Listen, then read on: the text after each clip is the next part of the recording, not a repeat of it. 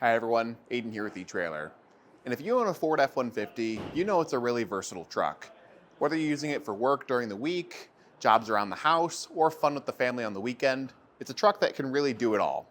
And if you're looking to make some of those activities a bit easier, whether it's carrying lumber or ladders for work, hauling longer items for a home project, or just carry some kayaks for a trip with the family on the weekend, something like a ladder rack is going to be crucial in making that possible.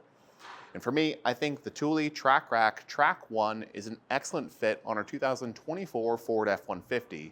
We're going to be taking a quick look at it today, seeing how it can help you do those things, and take a look at the install process. Let's get started. Now there's plenty of options for ladder racks out there. Thule even makes a couple that I think are really well geared towards the work application of your F-150 that contain cantilevers and heavier weight capacities, but this one is a great hybrid between all of them. It still boasts an 800-pound weight capacity, so it's more than capable of handling some heavier jobs. But it's a very quick and simple drill-free install process. I think it actually looks really good, especially on this F-150 today. And it's going to have a number of different things on here that make it a bit more compatible with sports and rec equipment like kayak carriers. What really makes that possible is the channel up top. This is a great place to attach accessories if you choose to channel mount them. Now the bars themselves aren't super large, but the extra width and thickness here might prove a little bit difficult for some clamp around accessories, but in a lot of cases you might see that it's totally okay. But when in doubt, that channel does exist to make for a more foolproof mounting option, because that's just going to work well with really anything designed to be channel mounted. Now out of the box though, it does come included with these channel mounted load stops.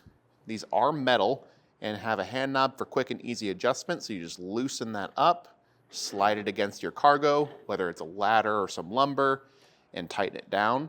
Helps box things in quite a bit, and it gives you plenty of points here where you can hook or tie a rope to, just making cargo securement a little bit easier. Now the whole ladder rack here is going to be constructed of aluminum with this really nice black powder coat finish over the top. So it's really nice to know that it is aluminum because one, it's going to be lightweight, but two, it's corrosion resistant. And that black powder coat here on top isn't necessarily there to help with corrosion resistance, it's just there for the nice looks. Like I said earlier, I think with this particular F-150 being this dark gray and having like these black plastic accents, this matte black ladder rack I think just blends in really well. And that's something that you'll see with a lot of more work-centric ladder racks. They tend to be raw aluminum or just this bare metal look. And if you are using this for something like a rooftop tent or a kayak or a canoe, you probably want it to look nice, especially if you do plan on leaving it on here full time, which this is certainly up to the task of, being that it is so corrosion resistant. But if you did want to take it off between uses, it's a simple matter of just removing these clamps. 2 per side, 4 in total for each upright assembly. Now, if you are using this ladder rack for sort of a mixed situation of work and play, I think this is a really solid choice. The one thing to know is that it is a fixed height rack, which gives us perfect cab clearance over our F-150 here. And if you're using this for something long like a kayak or a canoe, you're going to need that cab clearance, so that's good. But if you plan on using this for something like a rooftop tent or a bike rack, you don't need to lift up that high because for those items, cab clearance isn't always as much of a concern.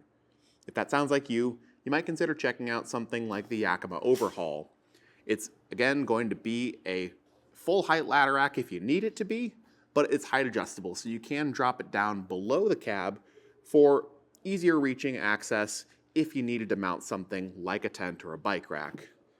For me, I like that the Thule offers a bit more weight capacity, and I don't mind reaching up high to get my belongings up there, but it's really going to depend on your use case and what you're looking to carry with it. Like I mentioned before though, this Thule option gives you a really quick and simple install process, no drilling or modifications required, and it's something you can certainly do by yourself in about an hour, start to finish. If you want to see what that process looks like, stick around and we'll walk through it step by step on this F-150. But if you decide that this is the right ladder rack for you and you're looking to add it to your F-150, we'd love to see some pictures of it. Drop a review or a comment on this video, show us how you're using it and what you're getting up to with your F-150 and your new ladder rack, what kind of adventures you're getting on, or what kind of work it's helping you get done.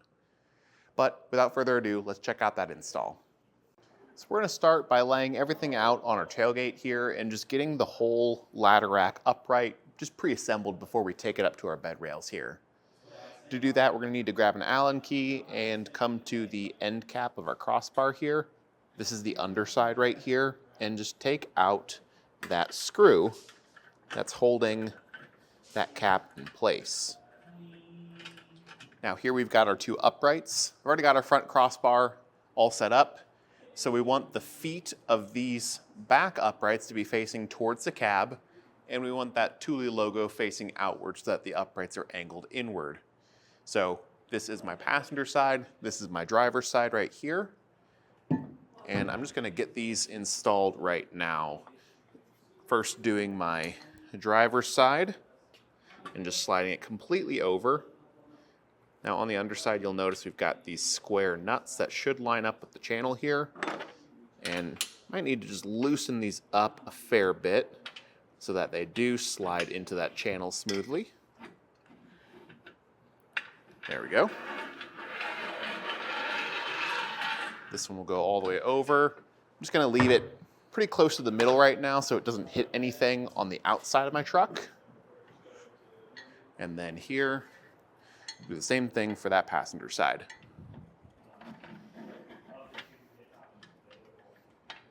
Now at this point, I'm gonna get that end cap reinstalled loosely. I'm not gonna fully tighten it down quite yet because we will need to put our load stops up top, but as I'm setting this up on the bed rails, I want this to act like a stopper so that I don't accidentally extend this out too far and have things start falling apart on me. Now, before we take the whole assembly up to our bed rails, I'm gonna lay these rubber pads down approximately where I want those feet to sit. I'm just gonna line mine up with the edge right here where this raised section of our bed rail stops. Just basically using that as a landmarker point for me so that I get them even. And I can always break out a tape measure and measure from a hard point like here to make sure that everything is running parallel too. From here though, we can pick up our crossbar and lift up and slide those feet out. Try to do it evenly and just set them on top of the bed rails. This should hold itself up in place. Doesn't need to be exactly centered right now. I'm just gonna focus on each foot down here and get that lined up to that landmarker point that I set earlier.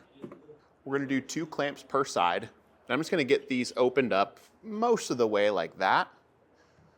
Hook it under the bed rail and get one of these little foot plates to sit on top of that bit of exposed thread under there, just like that. Feel underneath and just make sure there's no obstructions on the bed rail, and once you're happy, thread that up by hand until it makes contact and you can't really turn it by hand anymore. Once you've got all 4 of these clamps for the whole upright, 2 per side, hand tight, you can go back through and start to tighten them up with the tool.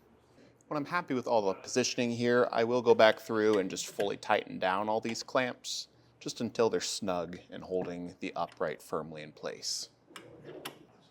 Now we left these uprights loose so you can get your crossbar centered up now. Again, you can just eyeball this if you want. I sometimes use something like my hand as a point of reference, and you can measure it out to be exact if you'd like, but when you're happy with it, just go back through and tighten those screws on the underside.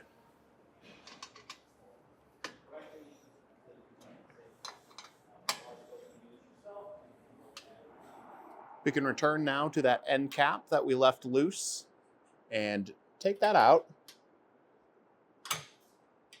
And when that is removed, be a perfect time to install our load stops. So just get that undone. Watch out for that screw, it will just kind of fall out. Send that first one over with the hand knob facing the outer edge. And the second one, again, hand knob towards the outer edge. And just reinstall that end cap. With everything tightened down though, I like to just go back through and give everything a shake, make sure that I didn't accidentally leave a clamp or an upright loose. And when I'm happy with the overall fitment, that'll do it. It's overall a really simple and straightforward install process, and it's going to make your F-150 a whole lot more functional, allowing you to carry those longer, heavier items up above the bed. But again, my name's Aiden here with eTrailer, and thanks for watching.